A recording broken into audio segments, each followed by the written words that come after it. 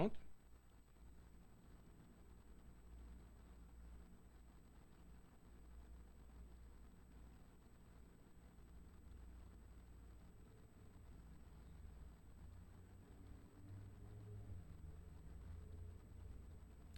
Boa noite a todos os irmãos que estão conosco e aos que estão participando também através da internet. Que a graça e a paz do Senhor Jesus Cristo esteja com cada um de vocês nesta noite.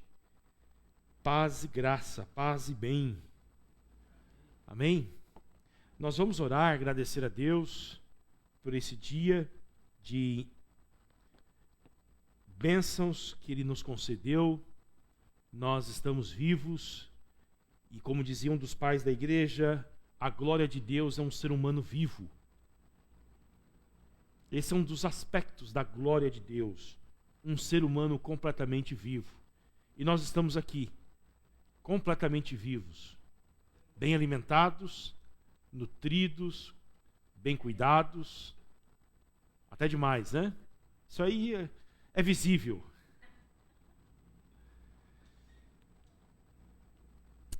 Deus é bom.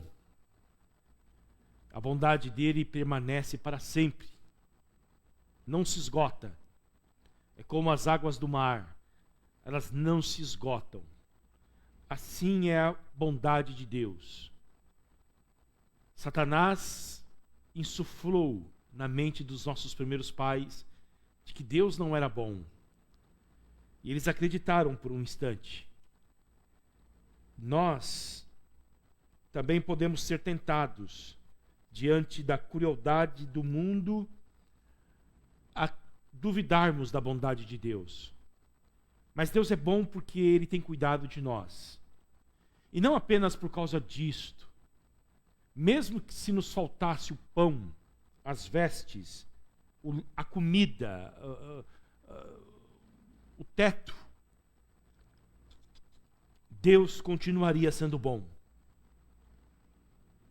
Mesmo que Ele continuaria sendo bom. Não há 1 milímetro de desvio da bondade de Deus. Foi bom, é bom, será para sempre. Amém? Vamos orar? Nós vamos agora nos apresentarmos diante dele para que ele nos ilumine. Aquilo que nós sempre falamos, nós não ousamos entrar sem pedir que ele nos ilumine, que ele nos ajude a compreender as verdades da sua palavra. Pai Santo, aqui estamos, mais uma vez, chegamos ao longo dessa semana com o coração agradecido por tudo quanto o Senhor nos tem feito e mais ainda o Senhor fará. Nós podemos ser surpreendidos até domingo com inúmeras bênçãos, com manifestações gloriosas da tua bondade. E essa expectativa que nós temos, essa esperança dentro de nós, é fruto do teu Espírito Santo, que traz a tua realidade para nós, ó Deus. Muito obrigado. Muito obrigado porque nós não estamos sozinhos neste mundo tão terrível, nesta cidade tão morta. Nós não estamos sozinhos. O Senhor está conosco. E nesta noite nós te agradecemos por isto. Rogamos que o teu Espírito nos inspire a compreender melhor a tua palavra e ele possa produzir a partir da tua palavra em nós o sentimento que o Senhor deseja, o sentimento idêntico ao de Cristo Jesus, que sendo em forma de Deus, não teve como usurpação ser igual a Deus, mas a si mesmo se esvaziou, tornando-se semelhante aos homens. E sendo achado em figura humana, foi obediente até a morte e morte de cruz, pelo que Deus o exaltou soberanamente e lhe deu um nome que está acima de todos os nomes, para que, diante do nome de Jesus, se dobre todo joelho, no céu, na terra e debaixo da terra, e toda língua confesse: Jesus Cristo é Senhor, para a glória de Deus Pai. Senhor, que o teu Espírito produza esta humildade, esse esvaziamento dentro de nós, o desejo de servir, de se humilhar, para que no tempo oportuno o Senhor nos levante. Produz em nós, ó Espírito Santo, o Espírito de Cristo, para que possamos perfumar esta cidade com um bom perfume da manjedoura, da carpintaria, do rosto suado, do pregador da Galileia. O perfume que embeleza este mundo. Esteja conosco nesta noite. Fica conosco. Nós te amamos, te reverenciamos. O Senhor é Senhor sobre as nossas vidas, sobre a vida da igreja. Em nome do teu Filho que nós oramos. Amém. Eu convido vocês a abrir as suas Bíblias, no Evangelho de João, capítulo 1, versículo de número 4 e o verso de número 5, o 6, o 7, o 8, o 9 e o 10. João 1, do 4 ao 10. Nós estamos vivendo, dentro do calendário litúrgico da igreja, o momento do advento, que fala sobre a chegada de Jesus Cristo.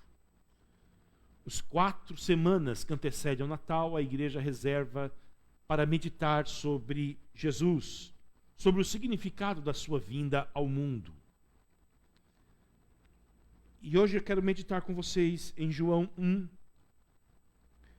o prólogo do Evangelho de João, o evangelho mais querido da igreja.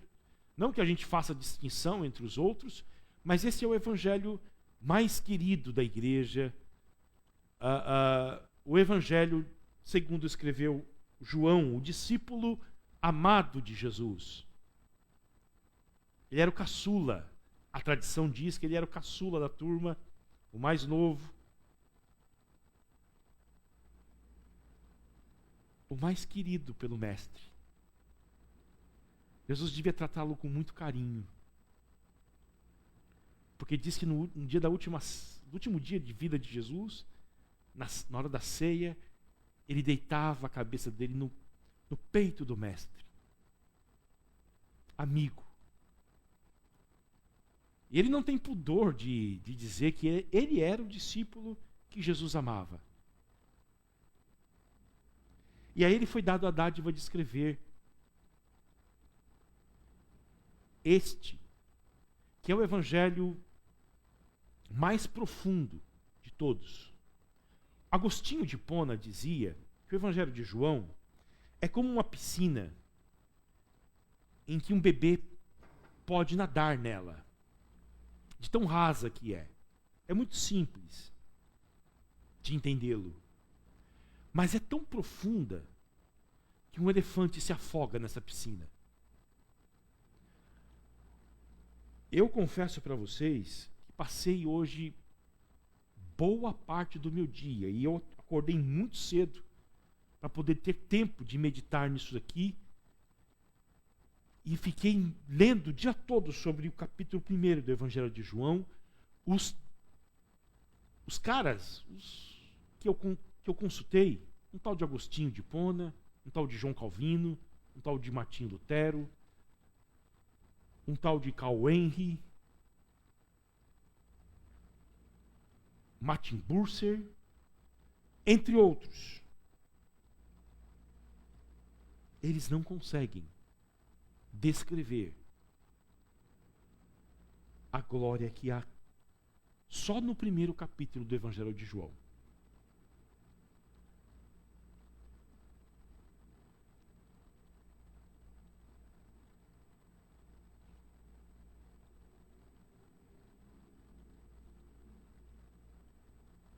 E eu fiquei pensando hoje, quem escreveu isso aqui foi um pescador.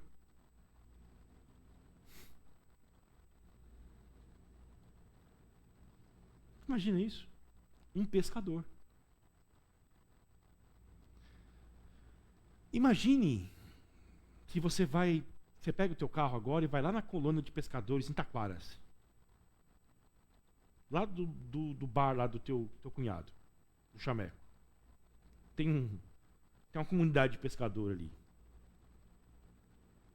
Quem imaginaria que um homem daqueles ali, Clever, poderia escrever um livro que seria capaz de deixar as melhores mentes de joelhos?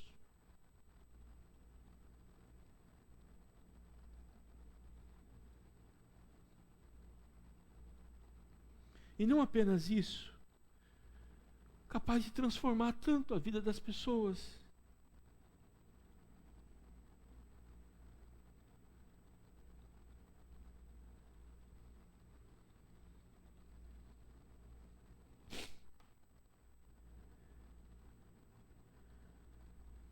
Porque eu mesmo devo muito ao Evangelho de João.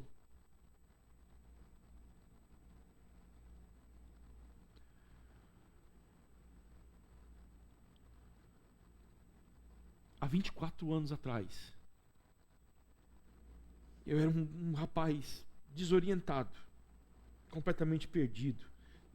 Vocês me conhecem, a minha história. Eu fui atraído por Jesus. E numa tarde, no outono, eu lembro que era outono, temperatura agradável, eu entrei dentro do meu quarto e eu me tranquei com esse evangelho. E comecei a ler o capítulo 1. E de madrugada eu terminei a leitura dele, eu não saí de dentro do quarto.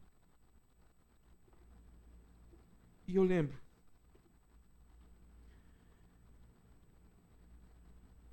o silêncio da minha casa e eu de joelhos, chorando, dizendo: Senhor Jesus, a minha vida pertence a Ti, faça dela o que o Senhor quiser.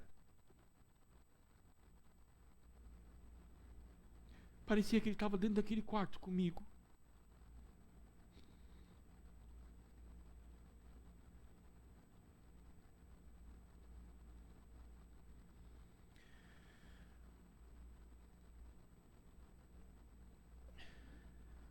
A vida estava nele, diz o texto. E a vida era a luz dos homens.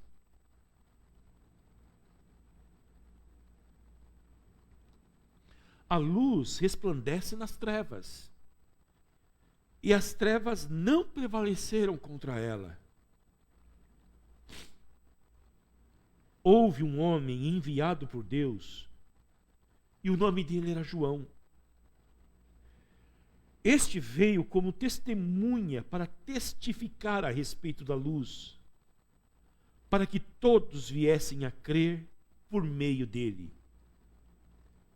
Ele não era a luz, mas veio para dar testemunho da luz, a verdadeira luz que, vinda ao mundo, ilumina toda a humanidade.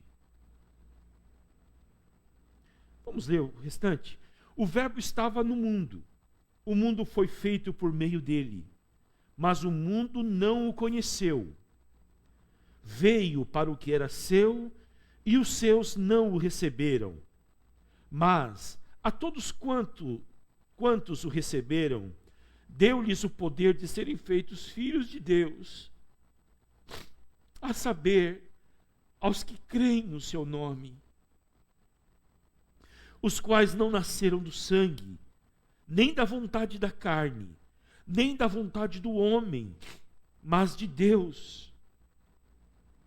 E o Verbo se fez carne e habitou entre nós, cheio de graça e de verdade, e vimos a sua glória, glória como do unigênito do Pai. João dá testemunho a respeito dele e exclama: este é aquele de quem eu dizia, ele vem depois de mim, mas é mais importante do que eu, pois já existia antes de mim. Porque todos nós temos recebido da sua plenitude, e graça sobre graça. Porque a lei foi dada por meio de Moisés, a graça e a verdade vieram por meio de Jesus Cristo. Ninguém jamais viu Deus. O Deus unigênito, que está junto do Pai, é quem o revelou. Este foi o testemunho de João, quando os judeus lhe enviaram de Jerusalém sacerdotes e levitas para perguntar: quem é você? Ele confessou e não negou. Confessou: eu não sou o Cristo. Diante disso lhe perguntaram: quem é você então? Você é Elias? Ele disse: não sou. Então perguntaram: você é o profeta? Ele respondeu: não, não sou. Disseram-lhe então: diga quem é você, para podermos dar uma resposta àqueles que nos enviaram. O que é que você diz a respeito de si mesmo? Então ele respondeu: eu sou a voz do que clama no deserto. Endireitem o caminho do Senhor, como disse o profeta Isaías.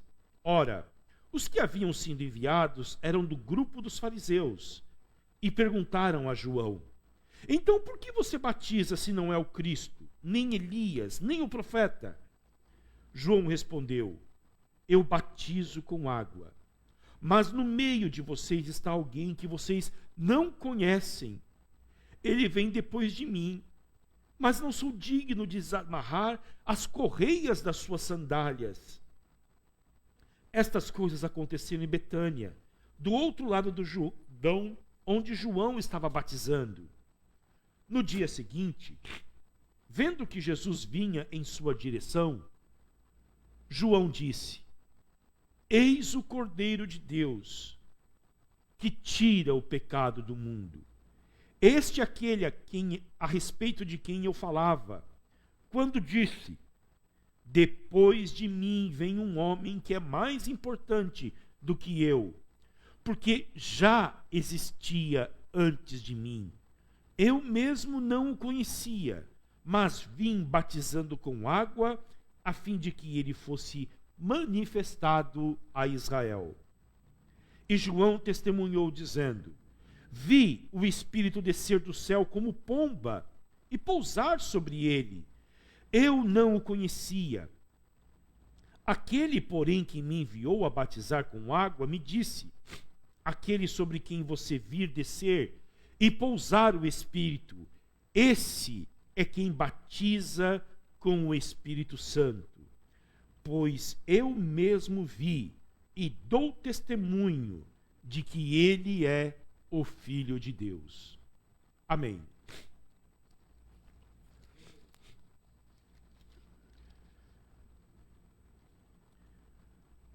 Nós vamos nos concentrar hoje em 2 versos. Eu precisava de um papel.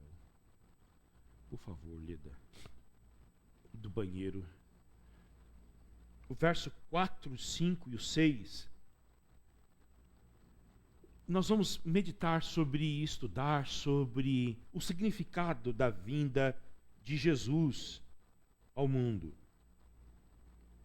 Aqui está um resumo, porque o capítulo 1 do Evangelho de João é um prólogo. Ele vai introduzir o que ele vai discorrer em todo o seu livro. E ele vai dizer aqui 2 coisas sobre Jesus. Seriam 3, mas eu quero ver só 2 e que vocês não se esqueçam delas.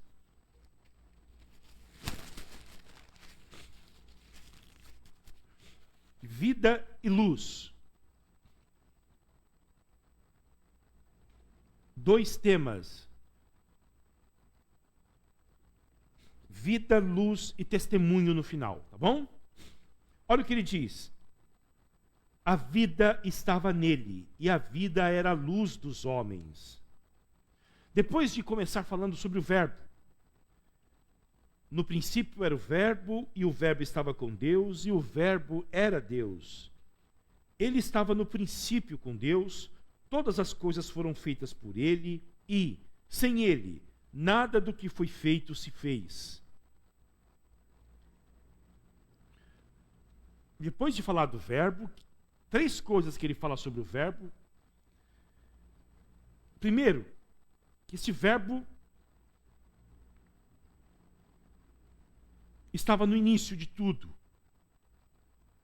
A palavra estava no início de tudo. João remete a Gênesis 1. No princípio, lembra? Criou Deus os céus e a terra. A terra era sem forma e vazia. Então disse Deus, haja luz, e houve luz. João está dizendo no seu evangelho que agora, o que está ocorrendo com a chegada de Jesus ao mundo é uma nova criação. Deus está criando um mundo de novo, através de Jesus Cristo. A segunda coisa que ele fala sobre o verbo é que esse verbo era Deus. A testemunha de Jeová diz que é um ser criado. João refuta isto. Desde a época dele, já estava surgindo heresias acerca de Jesus Cristo.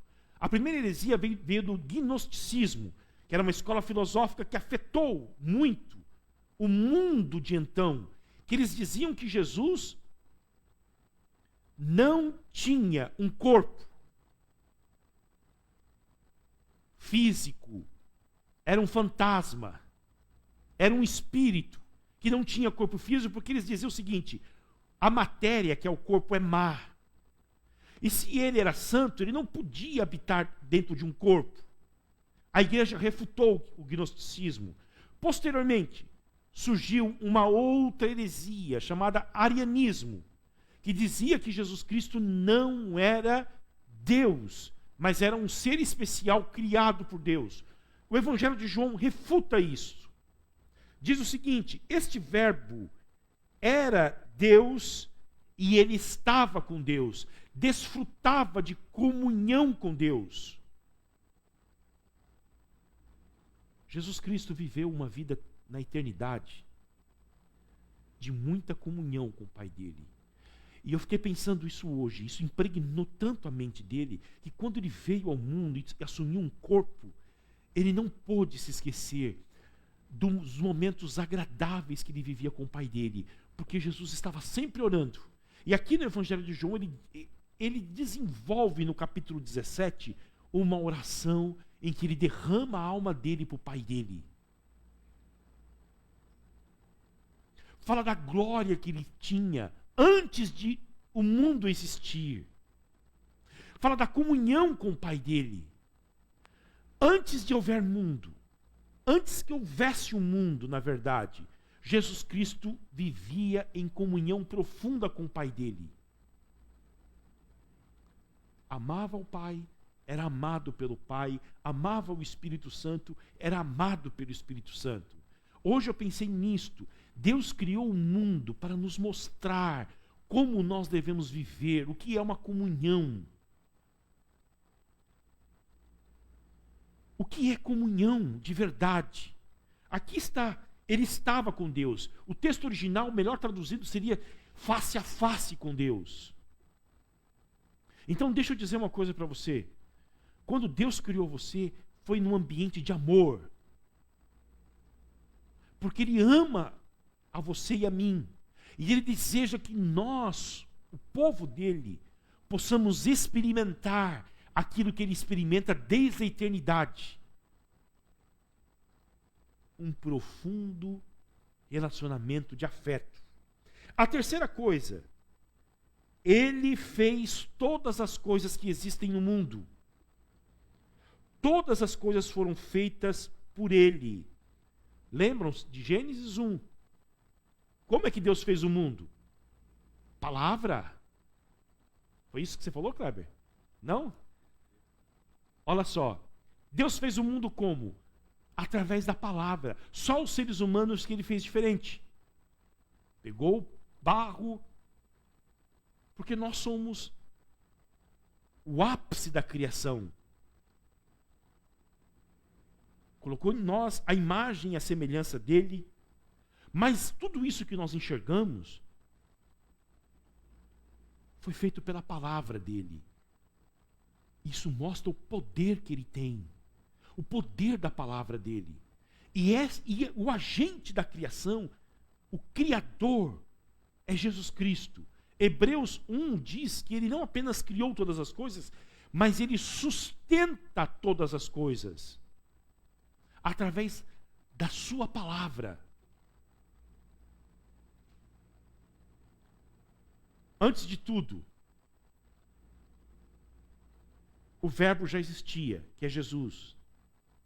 O verbo estava com Deus e era Deus. E o verbo criou todas as coisas. Tudo vem dele, tudo é para ele. Tudo. Diga, Kleber.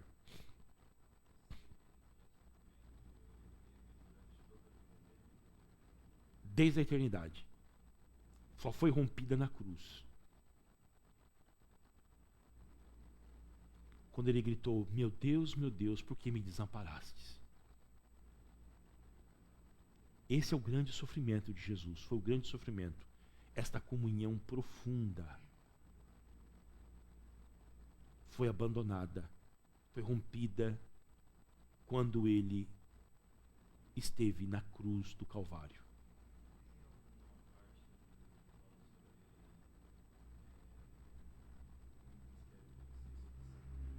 Ministério de quem?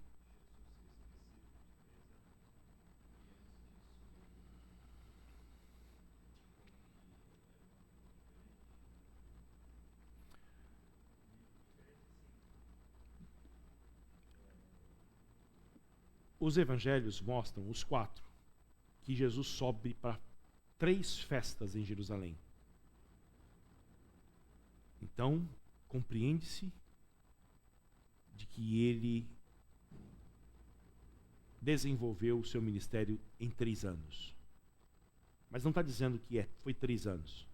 Por causa destas 3 festas distintas não, as 3 mesmas festas que ele sobe para Jerusalém, ele vive na Galileia, mas ele vai para Jerusalém como um bom judeu, com seus discípulos. É porque é o que compreende-se que o seu ministério durou 3 anos, claro. Mas tem alguma coisa que alguma parte na Bíblia que diz algum caminho por que começou nesse período? 30 anos, Kleber. O Evangelho de Lucas fala, quando Jesus tinha 30 anos, ele começa o ministério dele, porque é a idade da maturidade máxima de um homem em Jerusalém, em Israel naquela época.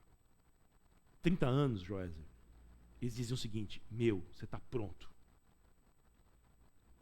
Porque presumia-se que, exceto no caso de Jesus, eles casavam com 15, 16 anos naquela época. Não tinha adolescência. Com 12 assumia a maioridade. 12 anos, tá bom? 12 anos. Bar mitzvah, é emancipação. Ele é responsável diante da lei agora, com 12 anos. É o que nós fazemos aqui com a pública profissão de fé, de alguém, batizamos uma criança.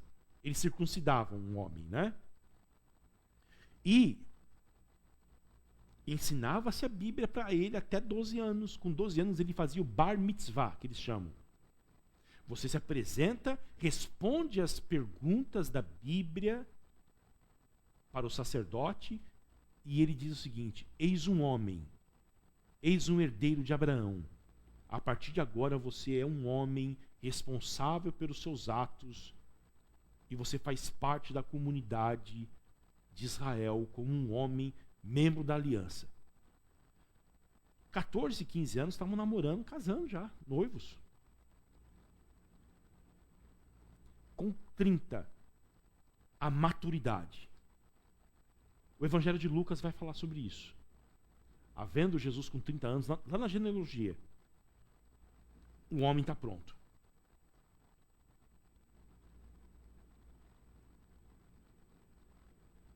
Lembre-se, a expectativa de vida não era muito alta. Não tinha os remédios que tem hoje, as vitaminas. Era uma dádiva quando chegava a 80, 90 anos. Dádiva de Deus, morria cedo. Aliás, muitas crianças não sobreviviam. Então era muito difícil não casar, né? O Cleber está perguntando aqui, o pessoal que está em casa, quem não casava? Quem tinha um chamado mesmo de Deus. Lembre-se, é uma cultura que não é como a nossa é individual. A nossa, você cria um filho, ele fala o seguinte, os meus sonhos é fazer uma faculdade, fazer um mestrado, um doutorado, morar fora do país, desenvolver a minha carreira profissional. Essa é a nossa cultura, a deles não, é familiar. Por que há tantas genealogias na Bíblia? Para dizer o indivíduo está dizendo o seguinte, eu pertenço a algo que é maior do que eu, a uma família que vem de uma longa trajetória histórica.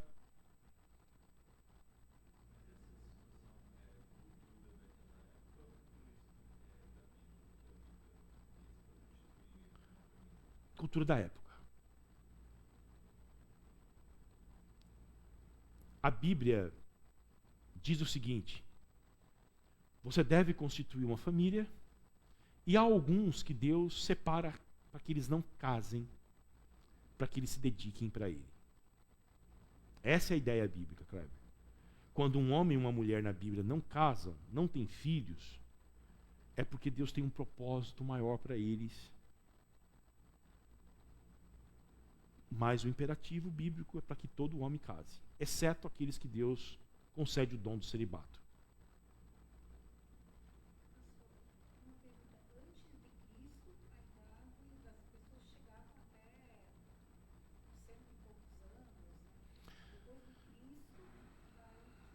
Leda, no começo de tudo, os homens viviam 900 anos, né? Foi o homem que mais viveu, né? O pecado vai fazendo o que com o homem? Com a vida humana? É o pecado. Chega um momento que Deus fala o seguinte, ele não vai viver mais do que 120. Eu vou abreviar os dias dele, por causa da maldade humana. Nós não fomos criados para morrer, Leda. Nós fomos criados para viver eternamente. Nós escolhemos o pecado e a punição do pecado é a morte. No começo de tudo, há uma longevidade. Depois, Deus vai abreviando os dias dos homens. Culpa do pecado. É o pecado que estraga tudo. Portanto,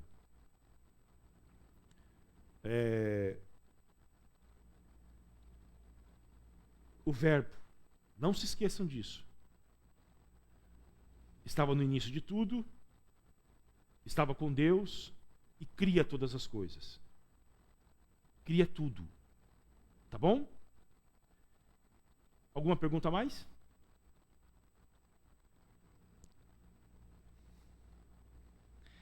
Vamos lá. Agora, este verbo contém a vida. Isso é o mais importante de tudo para nós. Ele contém a vida. E essa palavra vida, olha aqui, se você lê o Evangelho de João, você vai ver que é uma palavra predileta. Ela aparece 36 vezes no Evangelho. E ela é dividida em 3 partes. Em 3 palavras distintas, com 3 significados. Vida emocional, psique, no grego, Vida física, bios, de biologia, mas a palavra predileta do João é zoe, que é vida espiritual. E é sobre esta vida que ele está falando aqui, ó. A vida, esse zoe, essa vida plena, espiritual, estava em Cristo. As demais também, mas a ênfase dele é para essa vida espiritual.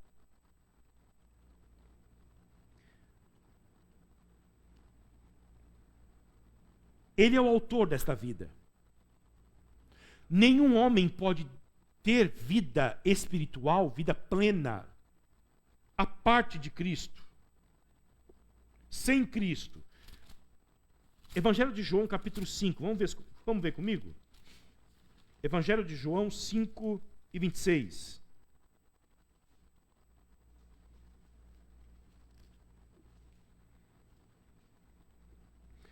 Porque assim como o Pai tem vida em si mesmo, também concedeu ao Filho ter vida em si mesmo.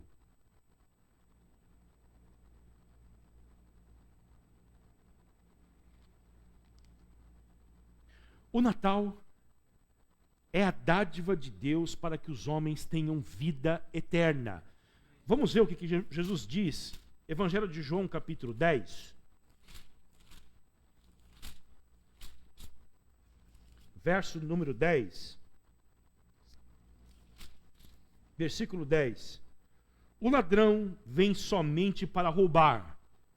Jesus está falando do diabo, mercenário, dispersa as ovelhas. Essa palavra grega roubar aqui é kleptos, de onde vem kleptomaníaco. Ele rouba com uma doença, por prazer. A satisfação dele é roubar, matar e destruir. Olha o contraste. Eu vim para que tenham vida e a tenham em abundância. Olha esse verbo, eu vim. É o Natal. Eu vim para quê? Eu vim para conceder vida a vocês. E qualidade de vida, que é a ideia de zoe. Qualidade de vida em abundância. A glória de Deus, dizia Irineu, é um ser humano completamente vivo. Física, emocional e espiritualmente. É essa vida que ele veio dar. Por isso que ele é o bom pastor. A vida eterna é a vida de Deus em nós. Vida abundante. E ela está além de ir para o céu depois que você morrer.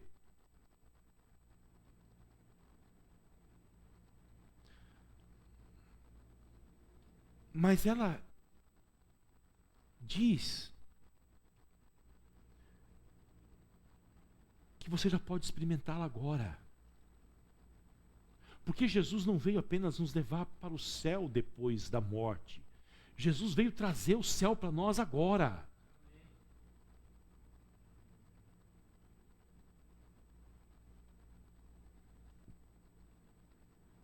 E a vida eterna não é um prolongamento da nossa vida aqui agora. Ah, eu vou morrer, eu vou continuar vivendo depois que eu morrer. Não. Mas é a vida que se inicia quando você crê em Cristo. Evangelho de João, capítulo 17, vamos lá?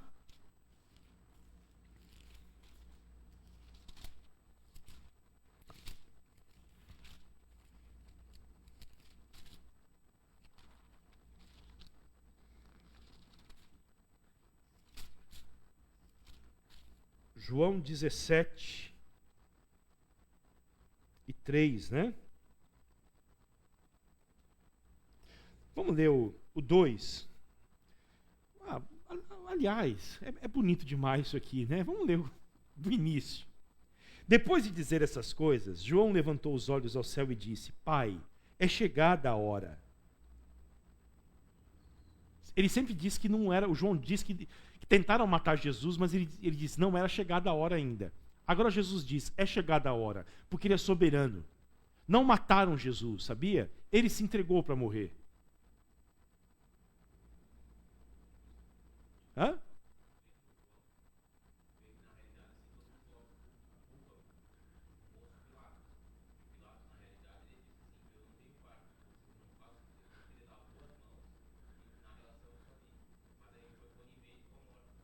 Sim. A tradição diz que ele viveu atormentado pro resto da vida. A mulher dele alertou ele, né? Mas os homens naquela época, só naquela época, não davam muito ouvido para as mulheres. Eles não ouviam os conselhos das mulheres, só naquela época. Agora não. Agora, com o advento de Jesus, os homens são mais sensíveis. Eles escutam mais as mulheres. A mulher dele disse, o que a mulher dele disse, do Pilatos falou para ele mesmo, Renato? Você lembra? Ó, não se meta com esse homem, não. Eu sonhei a noite inteira com ele. Ele deveria ter falado assim, ó, Herodes, cuida dele aí. A tradição diz que ele morreu louco. Atormentado. É. E se Jesus não tiver misericórdia dele, ele está no inferno agora fazendo assim, ó. Porque foi covarde diante do Filho de Deus. Agora, Deus julgou ele pelo pecado dele. Covardia, a indiferença com os oprimidos, com os injustiçados. Era um romano típico. Mas o plano de Deus era matar o filho dele. A soberania divina, a responsabilidade humana. O plano de Deus era que o filho dele fosse para a cruz. Agora, no plano de Deus, julgar os covardes diante do filho dele. O bagulho é muito louco, mas é assim que funciona. Tá bom, Rodrigo? Que sinuca de bico Pilatos pegou. A verdade é essa. Olha lá. Depois de dizer essas coisas, Jesus levantou os olhos ao céu e disse: Pai, é chegada a hora, glorifica o teu filho, para que o filho glorifique a ti. Lá no capítulo 12, Jesus pede isso, o pai fala: eu já glorifiquei você e vou glorificar ainda mais. Assim como lhe deste autoridade sobre toda a humanidade, a fim de que ele conceda a vida eterna a todos os que lhe deste. É para todo mundo a vida eterna? Não. É para quem o Pai dá para Jesus. No capítulo 6 do Evangelho de João, Jesus vai explicar isso. A doutrina da eleição. Ele diz para os judeus: vocês não podem vir até mim, se o Pai não trouxer vocês. E quem o Pai trouxer a mim, de maneira nenhuma vou lançar fora. Muito pelo contrário, vou ressuscitá-lo no último dia. Se você morrer amanhã, a promessa de Deus para você é que Ele vai ressuscitar você no último dia. Tá bom? Corpo glorioso. Impecável. O corpo igual ao de Jesus. Não vai ter mais essa barriguinha nossa aqui, não. Vai ter um peito daquele, um abdômen definido. Hã? Não. E a vida eterna é esta. O que é vida eterna? É morrer depois da... Não, não é só isso. Por favor, não reduz, tá, o Evangelho. Que conheçam a Ti, o único Deus verdadeiro, e a Jesus Cristo a quem enviaste. Deixa eu fazer uma pergunta. Você tem desfrutado de vida eterna? Esse ano de 2021, você conheceu mais a Deus? Você conheceu mais a Jesus Cristo, a quem Ele enviou? Isto é vida eterna. Esta é a vida com abundância. Você conhecendo mais e mais e mais de Deus. E conhecendo mais e mais e mais do Filho dele. Todas as outras coisas da vida vão se encaixar quando isso acontecer. Quando você se aprofundar em conhecer mais a Deus, mais a Jesus Cristo, conhecer mais desta comunhão. Esta é a vida de verdade. Esta é a vida eterna. Esta é a abundância que Jesus veio trazer. Conhecer a Deus.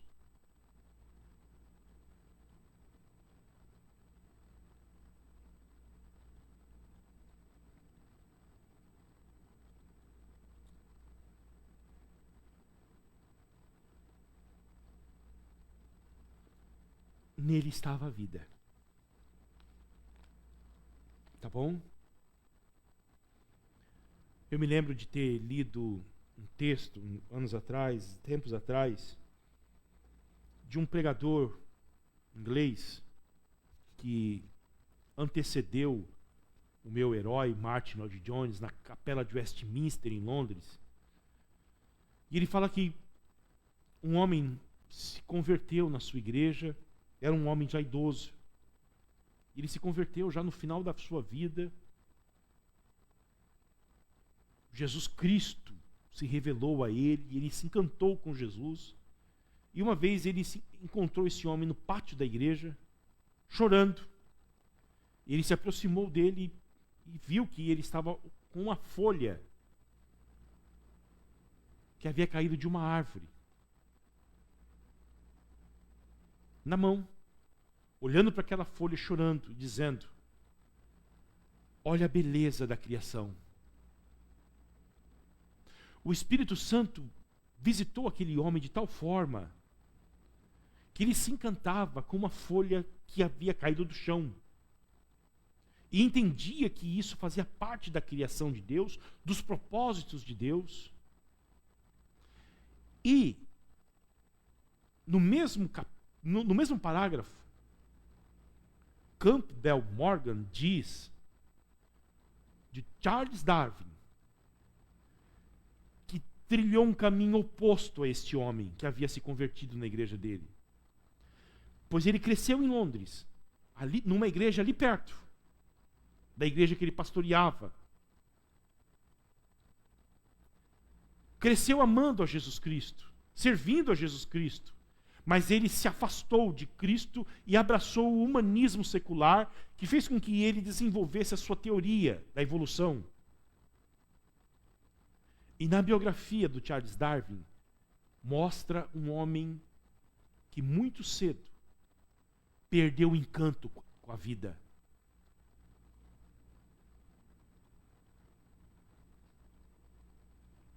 E morreu amargo.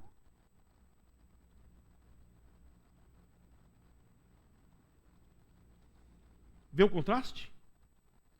Um idoso chega até Cristo e se encanta com uma folha que cai de uma árvore. Um jovem, dotado com grandes talentos, se afasta de Cristo, abraça uma outra religião e vive uma vida desesperada, cínica, amarga. Por quê? Porque a vida está em Cristo.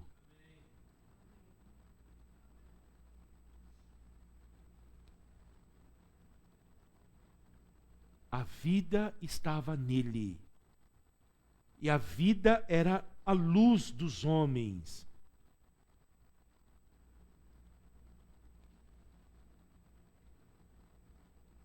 Eu vou terminar aqui. Semana que vem a gente vê as outras partes. Como que Jesus oferece vida para a gente hoje?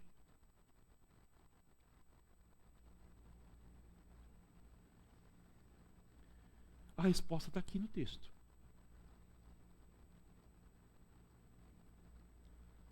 No princípio era o Verbo, palavra. E o Verbo estava com Deus, e o Verbo era Deus. Ele estava no princípio com Deus. Todas as coisas foram feitas por ele, e sem ele, nada do que foi feito se fez. A vida, olha só, vem da palavra. A vida vem depois da palavra, ó. E a vida era a luz dos homens.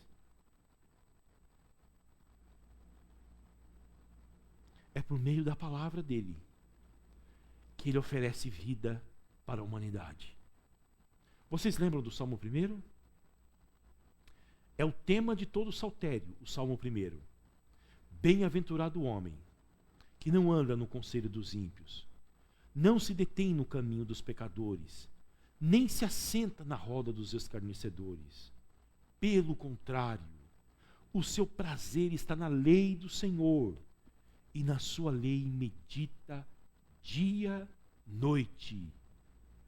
Ele será como uma árvore plantada junto a ribeiro de águas, cuja folhagem não murcha. Olha só a vitalidade dele, que dá frutos no tempo certo, e tudo que ele fizer prosperará.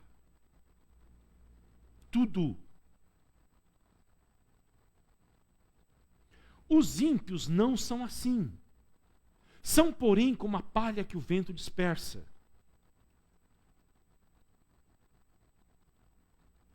Por isso, os ímpios não permanecerão na congregação dos justos.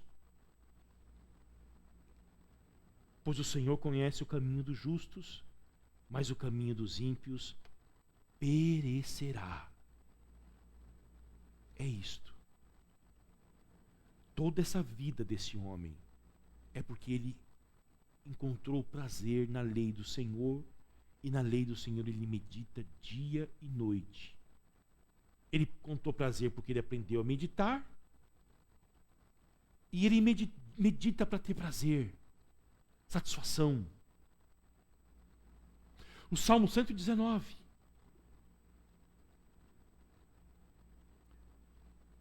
O que me vivifica é a tua palavra. É o centro desse salmo. O que me traz vida é a tua palavra.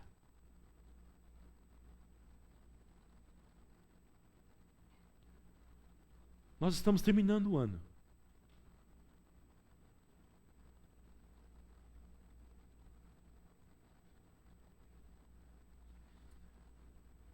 Você tem vivido ou sobrevivido?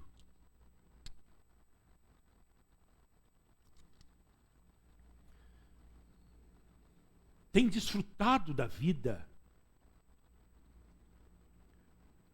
Tem satisfação com a sua vida?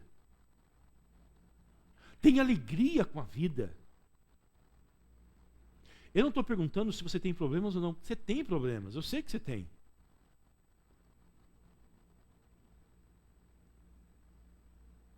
Mas se você tem experimentado vida,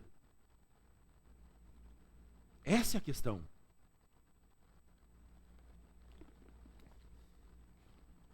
Deus transmite vida ao seu povo através da palavra dele. Amém? Nele estava a vida, e a vida é a luz dos homens. Que Deus nos abençoe.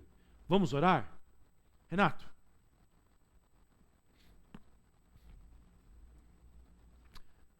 O Renato vai orar depois do Renato Joézer. Pode ser, Jô? Orar pelos nossos pedidos, orar pelo nosso irmão Isaías, que hoje fez uma cirurgia nos olhos, não fez a cirurgia ainda grande que ele tem que fazer. Sim. Cirurgia nos olhos. Orar pela Sara e a Micaele. Amém. Amém? Amém. E orar por nós, que a gente experimente vida. Vamos dobrar os joelhos? Amém. Meus irmãos, então vamos tirar um período de oração.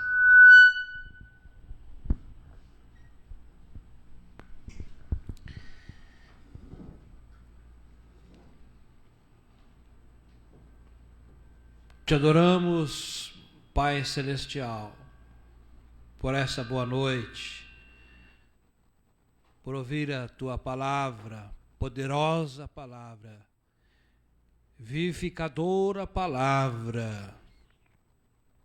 Muito obrigado pelo Santo Espírito que em nós habita, Senhor, por esta riqueza incomensurável, incalculável, tesouro, Pai, que o Senhor nos deste, ó Senhor Jesus.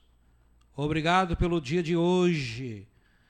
Nós fizemos tantas coisas, Senhor, levantando logo bem cedinho, imos e vimos, fizemos tantas coisas, Senhor, através da graça maravilhosa do Senhor, da bondade do Senhor. Como o Senhor é bom, desfrutamos da sua bondade, da sua direção, desfrutamos do seu livramento, desfrutamos das bênçãos do Senhor espirituais, bênçãos materiais.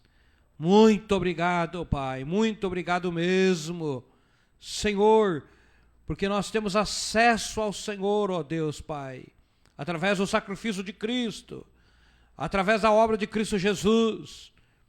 Senhor, é verdade que nós cometemos pecados, eu peco, Senhor, por pensamentos, por palavra, por ações, por omissões, mas, Senhor, na luz do Senhor estou, nas luzes do Senhor estamos, e obrigado pela comunhão com os santos, com a Tua igreja, obrigado por essa comunhão, e assim, Senhor, o Teu sangue nos purifica de todo e qualquer pecado. Aleluia! Podemos, Senhor, então experimentar o Teu perdão, a Tua compaixão, a Tua misericórdia, o Teu toque. Ó Senhor Jesus, Tu és o Deus que tocasse em leprosos, Tu tocasse, Senhor Jesus, os marginalizados. Senhor, Tu tocaste, Senhor, e Tu continua tocando, Senhor, mediante a Tua graça maravilhosa, o Teu amor incondicional. Louvado sejas Tu, Senhor Jesus maravilhoso. Mas nós rogamos que o Senhor toque mesmo, Senhor, uma vez mais, o Isaías, pela graça do Senhor maravilhosa. Senhor, esse homem que precisa de saúde no seu corpo, de saúde no seu físico. Senhor, os seus olhos, Senhor, nós oramos para que o Senhor complete a obra de cura, Senhor, sobre a próstata, Senhor, em nome de Jesus. Ó Senhor, que esse homem venha mesmo ter uma experiência contigo, e venha te servir e te adorar, Senhor, e viver uma vida inteira para a glória do Teu nome, Jesus. Ó Jesus, testemunhar do Senhor. Lembramos da Ana, da Micaela, Senhor, esta família, esta mãe que deseja, Senhor Deus, que a sua filha receba vida de Jesus, vida abundante, vida nova. Ó Senhor, ó Jesus, Tu és a vida, Senhor Jesus, mesmo melhor, a vida maiúscula, Senhor Jesus. E nós rogamos a Ti, Senhor, pelo poder do Espírito, Senhor, visita a Ana, sua filha, toda a sua casa, renovando, restaurando. Queremos repreender toda e qualquer opressão maligna sobre a casa da Ana, sobre a família dela, em nome de Jesus Cristo. Toda e qualquer influência das trevas, em nome de Jesus Cristo, nós repreendemos dela.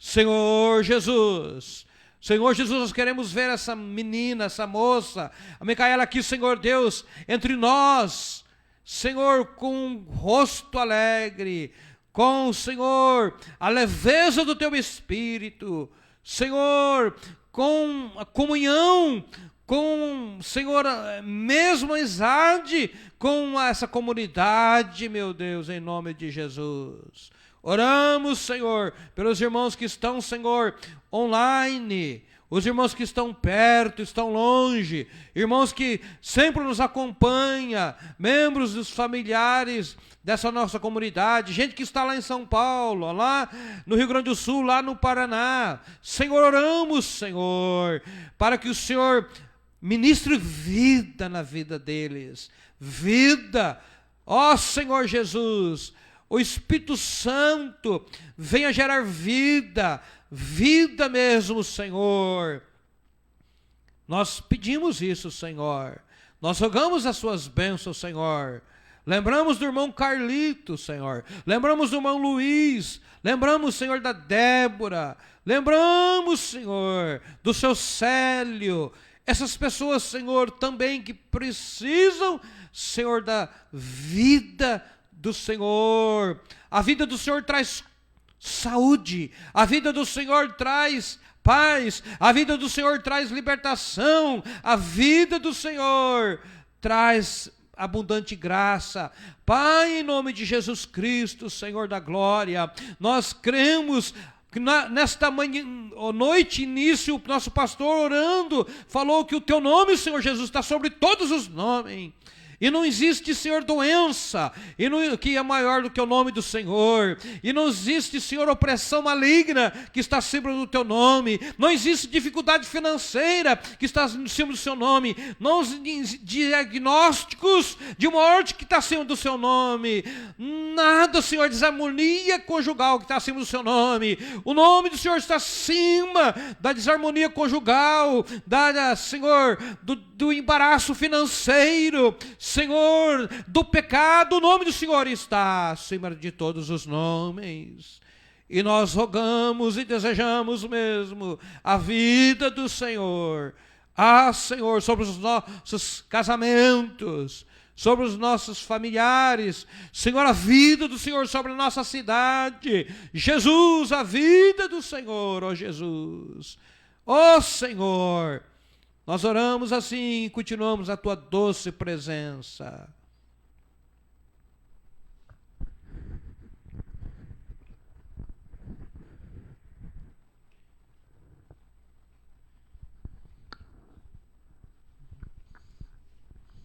Senhor Jesus, nós nos prostramos aos seus pés e nós confessamos os nossos pecados, os nossos erros, as nossas falhas. Confessamos, Senhor, porque dentro de nós não há nada de bom, não há nada de perfeito, não há nada de puro. Somente Cristo, a sua obra na cruz, somente pelo trabalho santo, precioso, somente pelo sangue do Senhor, que temos acesso ao Pai. Senhor, nós pedimos que o Senhor toque a sua igreja, que o Senhor aviva a sua igreja, que o Senhor nos leve a Ti, que o Senhor nos faça tolerar, Senhor, a privação, a provação, a falta, a dor, o sofrimento, os males. Ah, Senhor, que nós vejamos neles umas formas de nos aproximar a Ti, de nos render ao Senhor, aos Seus pés, de confessar o Seu nome, de pregar o Evangelho, de falar da Tua obra na cruz, de ter vida, ó Deus, a vida que nos pulsiona, a vida que nos leva adiante, a vida, Senhor, a vida de Cristo em nós. Senhor, nos mobilize, ó Espírito Santo, mobilize a Tua igreja, a igreja brasileira, a igreja catarinense, a igreja de Balneário Camboriú, a nossa comunidade, ó Deus. Senhor Jesus, nos mobilize a Ti, Senhor. Queremos que o Seu nome seja conhecido, reconhecido, propagado. Ó Deus, tira de nós todo o conformismo, todo o conforto, Senhor, que nos separa de Ti. Senhor Jesus, tira de nós, Pai, toda a prática do mal, Senhor. Tira de nós, Senhor. Abra os nossos olhos, os nossos ouvidos. Senhor, nos leve à maturidade, nos aperfeiçoe em Cristo, nos santifique, ó Deus, porque o Senhor é santo, o Senhor é poderoso, o Senhor é o Criador, o Senhor é o que é, o Senhor é o tudo. Nos santifique, Senhor, porque nós precisamos ser santos, o Senhor é santo. Ó Deus, o Senhor é luz. Dissipe de nós as trevas, Senhor. Dissipe de nós o desejo de estar neste mundo e dele nos alimentar, Senhor. Nos conduz ao teu reino, à tua justiça.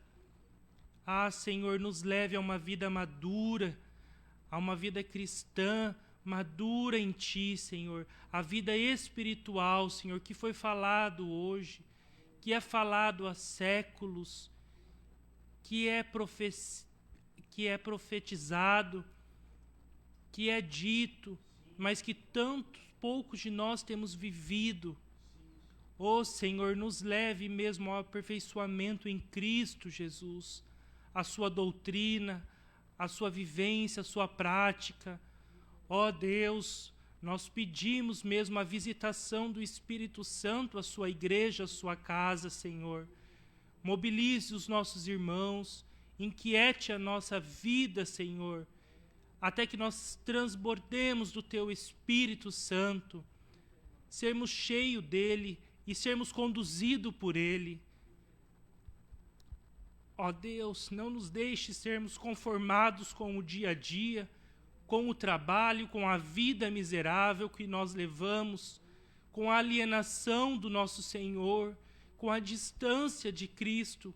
Não nos deixe, ó Deus, não nos deixe, Pai, nos aquietar, Senhor, e nos preocupar com os problemas, com as coisas pequenas, com as coisas passageiras, como que, Senhor, nos tira a visão, como que nos tira do caminho, Senhor. Não nos deixe, Senhor, sermos cegos neste mundo, sermos surdos, sermos mudos da vida espiritual, Senhor. Tem misericórdia de nós. Nós estamos certos que o Senhor perdoa os nossos pecados, mas não nos deixe permanecer nele, Senhor. Transforma a vida da tua igreja, transforma a vida da tua casa, do teu corpo, Senhor. Transforma-nos, Senhor, para que nós sejamos servos bons e fiéis a Ti, Senhor, para que nós estejamos a serviço do Senhor, para que nós estejamos vivos, Senhor, e não mortos, não separados do Senhor, não mortos em vida, Senhor, mas que tenhamos em nós a vida que é Cristo, nada menos do que isso dentro de nós, Senhor. Ó Deus, nós pedimos, nós imploramos o agir e o mover do Espírito Santo do Senhor na nossa vida, na nossa casa, na nossa igreja, com os nossos próximos, com as pessoas que o Senhor tem colocado na nossa vida, há dias, há meses, há anos, Senhor, e nós temos nos calado. Deus, tem misericórdia de nós, Pai. Transforme a nossa vida, Senhor. É o que nós pedimos, em nome do Teu Filho amado, santo, doce, poderoso, Criador dos céus e da terra, o Verbo. Em nome dEle que nós oramos, Pai, e pedimos o Teu mover. Em nome de Cristo Jesus, oramos a Ti. Amém.